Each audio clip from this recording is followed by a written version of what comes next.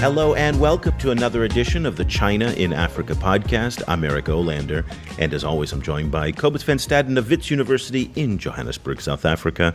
A very good afternoon to you, Cobus. Good afternoon. Cobus, today we're going to be talking about one of the most sensitive issues in all of China-Africa relations, and that is on the topic of corruption. And it's one that we actually haven't addressed in the 7 years that we've been doing the show now, and it's overdue for us, but in part because it's such an endemic problem, both on the Chinese side and on the African side. A little bit of background here. The Chinese have a terrible reputation, and I cannot overstate that enough when it comes to corruption. And a lot of this is legitimate criticism, but some of it may not be so legitimate. We're going to get into that today. But the reason why corruption is such an interesting topic is because back home in China, Chinese President Xi Jinping himself has made that the centerpiece of his administration, going on a brutal anti-corruption drive, which, depending on how you look at it, may or may not be fair to all people involved. It's in many ways an extrajudicial process. It's a highly controversial process. And so in some ways, because there's this focus on Chinese corruption at home, it seems only appropriate that we would start to look at Chinese corruption abroad. And in Africa, specifically Africa, Cobus, the Chinese have, again, as I mentioned, an absolutely terrible reputation. Yes, and to not to be too academic, but what it becomes really important here is not only the corruption itself and the fact that it's a big problem, but the way that the narrative of corruption is constructed, in the sense that, China is notoriously corrupt. Africa is notoriously corrupt. Is the arrival of the Chinese making Africa more corrupt? Some people say it is. So some people say they are. Other people are saying that the Chinese are essentially the victims of endemic African corruption. So in order to sort out the problem, one has to also look at how the story is told. Well, when it comes to actually looking into this issue, it's surprising that there's been very little research done by universities and academics, at least that we've seen. And in part, well, maybe it's not that surprising because, these are difficult issues to investigate. They're difficult issues to talk about. It's a very sensitive issue, particularly with political and legal authorities on the African side. The Chinese, even on a good day, are very difficult to access. So we were very excited when Xander Rounds, who's the research manager over at the China House Kenya in Nairobi, he did a paper, Suitcases Full of Cash, the Collective Action Problem of Perceived Chinese Corruption in Kenya, and he delivered that paper and presented it at the recent China in Africa, Africans in China Academic Forum in Nairobi, and we are thrilled to have Xander on the show for the very first time. A very good afternoon to you from Nairobi. Welcome, Xander. Asante sana.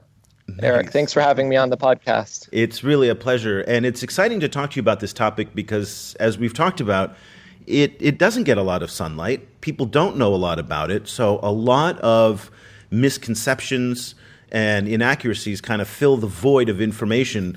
So tell me a little bit about when you first started kind of conceiving the idea of the research project to write this paper. What were some of the assumptions that you had in mind about Chinese corruption in Africa that you were trying to either confirm or refute in your research? This has been a pet project for me since I first arrived in Nairobi over a year ago now. And what happened was I kept encountering people who would say to me, Americans or kind of Europeans, who when I explained what I did, which is working with Chinese companies to try to get them to kind of invest in a more socially responsible way, they would laugh. And then often they would emphasize the big problem of Chinese in Kenya in particular is that the Chinese are corrupting Kenya or are making corruption more prevalent here in Kenya. So I kept encountering this narrative, and then I started kind of looking through newspapers and saw it over and over again, this story that of China's corruption of Africa. And the story kind of goes, because there's so much corruption in China, when Chinese people go out to Africa or wherever, they bring these corrupt practices with them. Now, this didn't square at all with the stories of the individuals, the Chinese individuals, a huge diversity of different people, how their experience of bribery and corruption trying to do business here. So it was this kind of discontinuity, this gap between this kind of dominant narrative and the stories of those that I was meeting through my work that kind of led me to this research. And when we say the word corruption, do Chinese people and Kenyan people have the same understanding of what corruption actually means? That's a very good question. And corruption is obviously, this huge, broad, kind of elusive concept. So it's important to talk about, what we mean by that. In what I was particularly focused on in my research was what Chinese people here refer to as xiao fei, which is like a small fee. And it corresponds pretty closely, I think, or I've seen, to what a Kenyan might call a kitu kidogo, which is, a small fee that you might pay to a police officer, that you might pay to a public official, which a series of kind of studies of the situation in Kenya have shown is an incredibly prevalent practice. Cobus, this question of the definition of corruption, it can be a very culturally specific word. So, for example, the Chinese have this concept of guanxi, which is relationships. And it's not defined in Chinese culture as corruption, and there are lots of things which are defined as corruption. But by kind of helping people and building relationships and the exchange of gifts and money sometimes, that's not considered corruption in all instances. And so that's why when it comes up against the Western concept of corruption, which ends up being a very American, because even in the French concept, for example, there's a lot more gift giving and there's a lot more kind of greasing of wheels. And one of the reasons that the French have been so effective in places like Africa is that they have a culture that oftentimes uses these kinds of methods. And then you live in societies like we live. I live in Vietnam. Xander, you're obviously in Kenya, and in South Africa, corruption's endemic. But that's how you get things done in these parts of the world. And so I guess to Xander's point about the kind of moralism that comes from a lot of Americans in particular, I was listening to this professor talking about when he gave a speech. He was an American professor in London. And he said, in the United States, we have no political corruption. Zero. It does not happen. And everybody kind of went, what? He says, we have campaign finance. And what he meant by that was this idea that we have marketed our words in such a way that we've kind of insulated it from the word of what it really is, which is corruption. We have political corruption in America just as much as it's anywhere else. In fact, it's quite endemic. What we don't have a lot of times are the xiaofei, this small kind of on-the-street corruption. So I guess, Xander, this idea of both the cultural relativity of corruption combined with the actual definition of it, how did you kind of deal with that in your paper? And it's, again, we're doubling down a little bit on what Cobus was asking you, but I'm just curious about the presentation of the actual concept so we can all agree on what a definition is so that we can then search for a solution. Yeah, totally. So I realized basically I needed to focus, and what was really interesting to me was this kind of was this everyday fee paying that seemed to be a huge part of the lives of individuals, of Chinese nationals here in Kenya. And what I found was kind of precisely what you're getting at, which is engaging in these practices. We kind of, in America and myself, when we talk about corruption, it's this moral issue. It's when you're paying a bribe, you are engaging in a moral act. But what I found is kind of layers of expectation, and I found that kind of corruption is Chinese nationals expect other Chinese nationals to engage in kind of corrupt practices to pay bribes so much so that it's just a part of the culture. One guy said to me, this is Kenya, this is just how things get done. The question becomes interesting, though, when you have kind of this group, this internal expectation, where the expectation among Chinese nationals is that other Chinese nationals are going to pay bribes. You have a situation in which it becomes kind of costly or unlikely that a particular individual will not pay a bribe. And then what ends up happening is each individual is participating in this system, which has created this kind of external expectation that the Chinese are more likely to pay bribes, which may or may not lead to more targeting of Chinese nationals. And then you get this kind of, because of this culture, because of these group dynamics, it's not a moral choice. It's part of the way of life, the way of doing business, but it becomes a really kind of interesting and messy and tricky challenge to confront, if that makes sense. It does. I mean, Cobus, in my daily life here, and I don't know about, I think academia, you're a little bit more insulated. Yes. Corruption is really a daily part of what I do in my work. And just getting things done. If you want the cable guy to come over and fix things, he'll come, but he'll come faster if you throw a little bit of extra money his way. If you want to, get something done in the government, it'll get done, but it'll take a long time. But if you throw a little bit of extra his way, it gets done that much faster. So it's really just a part of everyday life. And I think what Xander's saying is there's just a pragmatic decision that people have to make as to whether you want to get something done or you don't. And if you don't kind of grease the system on the little small things, it just doesn't get done. Is that what you also see in South Africa as well? Yes, I think it is part of life in South Africa, but I think in South Africa, it's frequently, in my experience, it's frequently somewhat more confined to particular areas in life. So, for example, the traffic police in South Africa are notoriously corrupt, and people get pulled over for, very, very often, and then it is almost explicitly stated that that if you pay something, then they'll let you go. Otherwise, they might cause problems for you. So that is there are particular areas, and I think, as far as I understand, in business and in property, some of those issues also exist. But I think it becomes worse the bigger the company is, and maybe not necessarily on the same kind of like day-to-day basis as in some other countries in exactly the same way. So it's interesting, Xander, that we're hearing about the situation in South Africa. Clearly, there's a corruption problem in Kenya as well. And so then let's put the Chinese in this context. What did your research find after you interviewed, I think, 25 interviews with Nairobi-based Chinese managers about their experiences with corruption? Let's get to the bottom line about kind of what you found from those 25 different interviews. Really what I found are two things, and maybe small things, but kind of they have big implications for if we're thinking about how to change things. The first thing is Chinese nationals in Kenya, and there's a huge diversity of those. I can't overemphasize that enough. There are all different types of Chinese people here doing all different types of things, but I'm going to kind of group them together for the moment.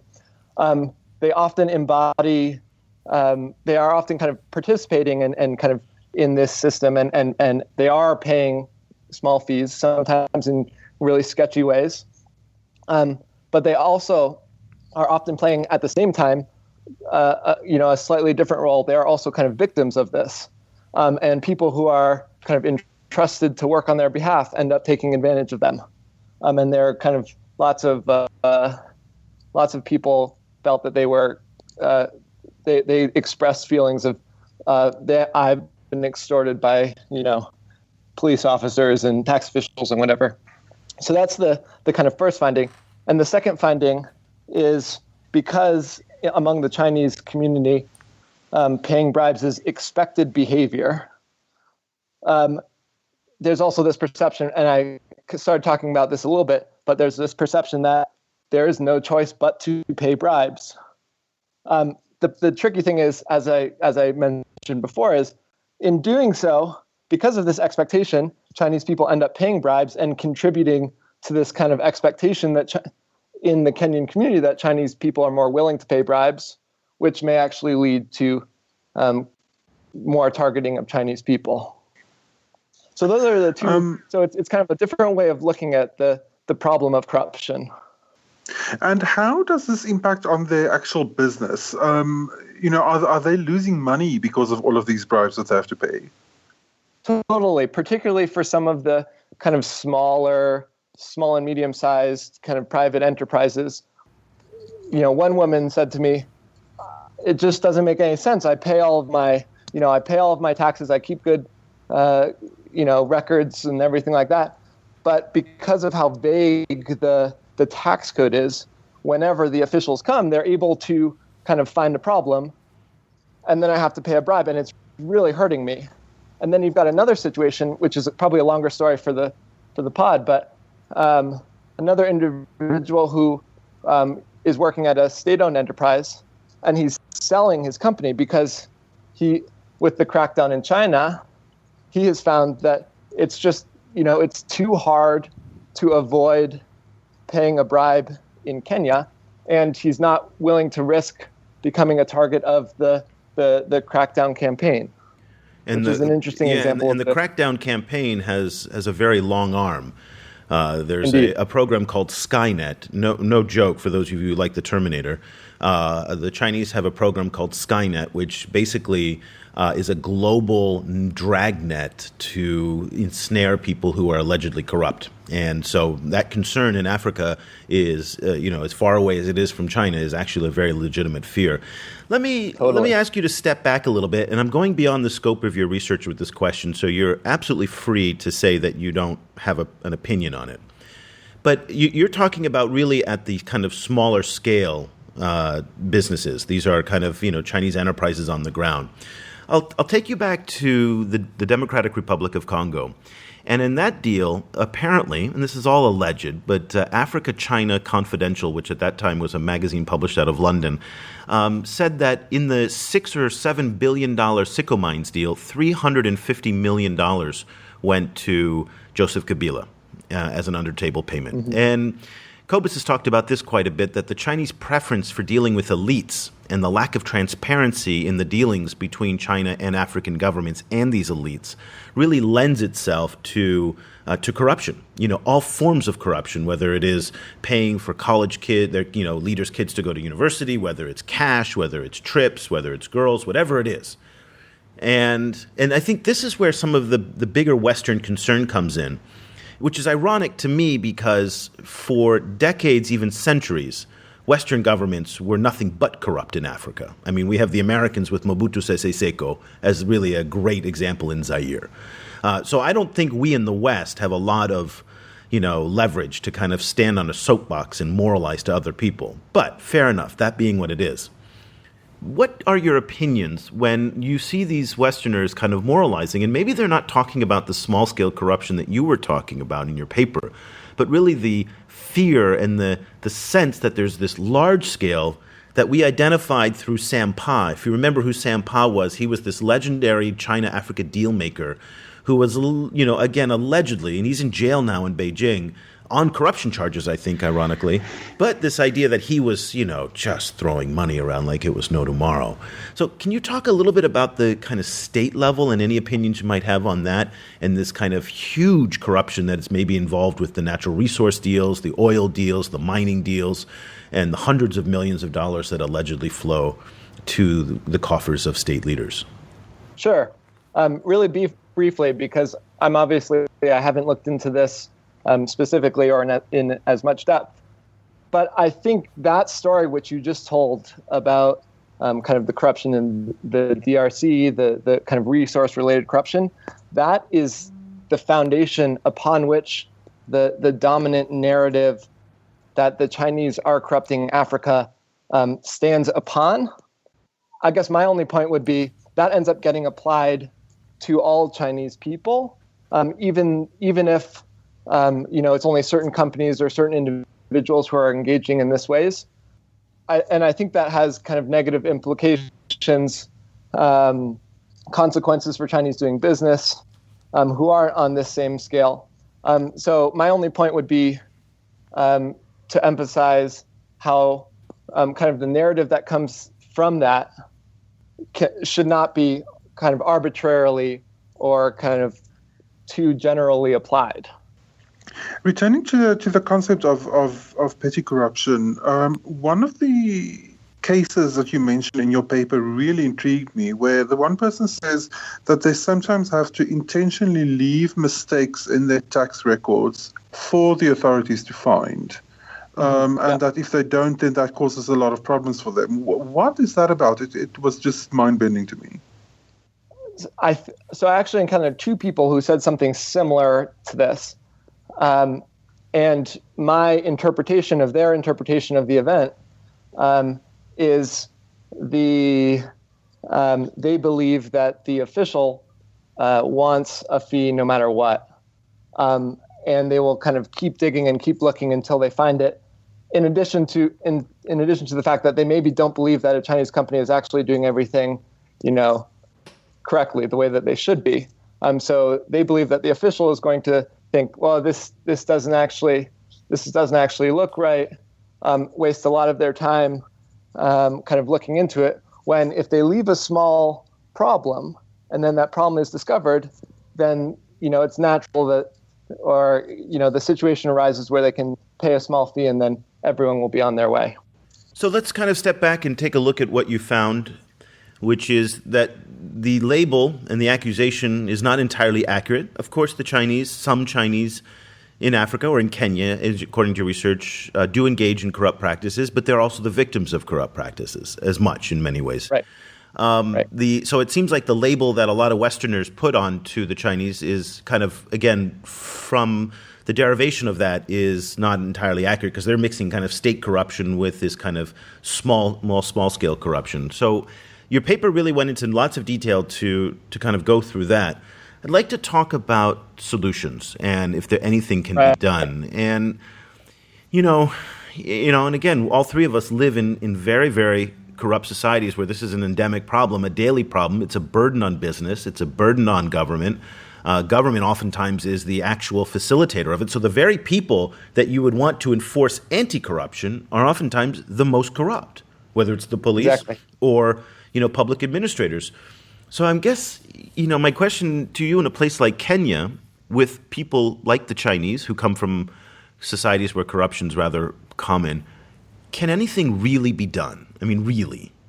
If we're looking at corruption in the way it's often conceived, if we're reading it as a problem in which you've got a good guy and a bad guy, and the good guy can't adequately monitor the bad guy, so the bad guy takes advantage of the situation and steals to his own benefit, and that harms other people, which is how the problem of corruption is often viewed. What you do is you maybe make it easier for the good guy to monitor the bad guy, or you increase the costs and the risks for the bad guy so that he changes his behavior. But if corruption is, as you've described it, Eric, endemic, systematic, the people who would be addressing it are themselves engaging in it, that's not going to completely solve the problem. I think that there are solutions, and they're more complex, and they're more messy, and they're more difficult. And basically, I can only speak to the kind of the Chinese situation, but part of the reason that you have the expectations, the layers of expectations that other Chinese people pay bribes, that then leads to Kenyan authorities perhaps targeting Chinese nationals, is because it's hard for Chinese nationals to kind of change the group expectations. It's hard for one individual to change group expectations. What you need is collective action. You need people kind of working together. So you have a situation where if all of the Chinese nationals here in Kenya were to trust each other, were to kind of be able to communicate really well, were to be able to work together really well, then they might be able to bear the shared costs of not engaging in corrupt practices, maybe, or at least to a certain extent. Listen, if that's your best hope, that is never going to happen. Bottom line, the Chinese will never. I mean, just like any group, there are so many complexities in that in those relationships, and just because they're ethnically or nationally bound to one another, they don't get along. And that totally. But what you do get when you're thinking about the problem in this way is a different series of potential strategies, potential solutions. Not one of which will work on its own, but maybe if you're instead of focusing on, I'm going to limit the ability of a Chinese person to do business in Africa, which is the recommendation that flows from one conceptualization of corruption. Maybe instead maybe I'll try to create a space or an opportunity in Kenya, for example, to build trust between, and I know it's not going to be an easy thing, but to build trust or communication channels between Chinese nationals. To give a very specific example, one of the reasons that Chinese people here tend to so often pay bribes to tax officials is because they often don't understand the tax code. And so they get into problems, and then to get out of those problems, they end up paying a bribe. Now, what I have found is there's a huge discrepancy among Chinese nationals, which is unsurprising given the heterogeneity of the communities here. There's a huge discrepancy in knowledge about what the tax code actually is, and actually contains, and what you're actually supposed to pay and what you're not. So if you were to organize a series of trainings for Chinese nationals to kind of attack these discrepancies, to kind of bring up everyone's knowledge about what the tax code actually is, what you're actually required to pay, maybe there will be less errors, and maybe there will be less bribe paying, and maybe this will kind of move the expectations in a different way. Maybe not. But you get my point. You get a whole series of different potential strategies to go at this. Cobus, let me put a proposal your way, and you tell me if you think it'll work. The only place where I have seen systematic corruption remedied and fixed really well is Hong Kong. Hong Kong in the 1970s and 80s was controlled largely by the triads, and these are the organized criminal syndicates. And it was one of the most corrupt places anywhere in the world. And the British colonial government created something called the ICAC, which is the Independent Commission Against Corruption. And what they did is they gave it almost unlimited powers that were entirely separate from the rest of the government. They could go in without a subpoena, and they could investigate, they could arrest, they could try, and because they had power outside of the political establishment, they were incorruptible. And that was the idea, was building this commission that was filled with clean kind of people who were vetted very, very carefully and gave them an enormous amount of power, and that got the corruption out of the system. And to this day, Hong Kong stands, well, maybe not quite as good as it did, but it stands as a better place to do business, and they really ridded the system. Can you ever imagine something like that happening in parts of Africa? South Africa had a similar kind of institution that was both investigating and prosecuting, and was quite effective at rooting out corruption. And then because it was then characterized by a different flank of the government as essentially violating the separation of powers rule, and that ended up being much weakened and essentially hamstrung. And the perception in South Africa was that the reason it was actually done was because they were too effective against corruption. So, I think I'd be surprised if that takes off in Africa.